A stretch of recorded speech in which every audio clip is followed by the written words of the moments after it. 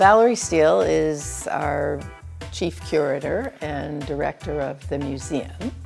But I think in the world of fashion studies and in the museum world, she's quite an iconic figure, really.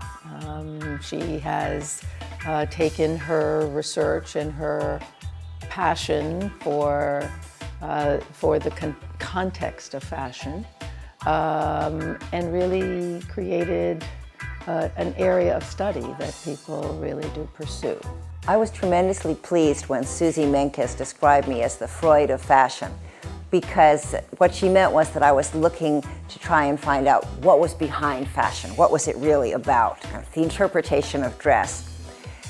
And when I first began working on fashion in graduate school, it was not regarded as an intellectually serious topic at all.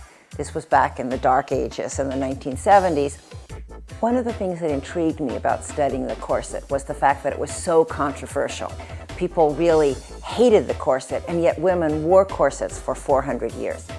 The more I studied, though, the more I realized that fashion in general was seen as being controversial, primarily because it was associated with women and with women's bodies and identities, which everyone wanted to control. So studying fashion provides a really interesting way of looking not only at our society, but particularly about the role of women in our society and culture.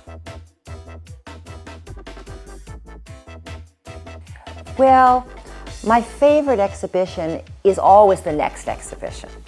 I mean, I have many past favorites. I love doing the corset, I love doing Gothic dark glamour, but right now I'm working on a big exhibition that will open in September 2018 called Pink, the history of a punk, pretty, powerful color. And I've become very excited. We'll have almost 100 pink dresses and fashions on display for 300 years of pink in different cultures. It's becoming much more androgynous, much more politicized. But this is still contested. When they had the Women's March in Washington, one journalist for the Washington Post warned, "Sisters, back away from the pink. It may look cute, but questions are too serious to wear just a goofy kind of hat." So I'm thinking that pink now has many political connotations and sexual and gender connotations that are more complicated than the way it used to be seen. Because of her interest and passion and scholarly work, she has really raised the profile of the museum at FIT.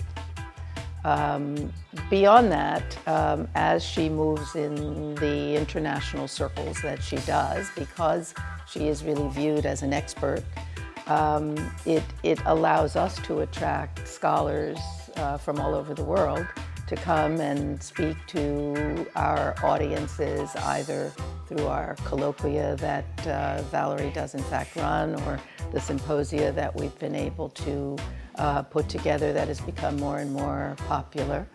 And really also the opportunity that it gives the college to be viewed on a much larger scale. FIT's changed me a lot because I've built an amazing team at the museum. When I came here, there were some talented people, but it wasn't a really modern and professional museum team. Now it's an amazing team. It means a great deal to me to be honored by SUNY, and particularly because research and teaching and service to the college really have been important to my mission here. I think that the museum is an amazing educational tool and an inspirational tool for students.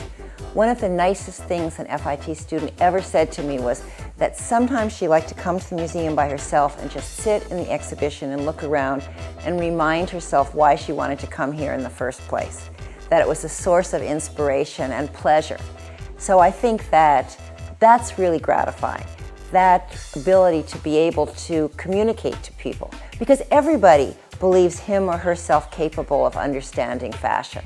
So it's a tremendously exciting way to communicate all kinds of complicated ideas about gender and politics and the environment, but using something that we all understand.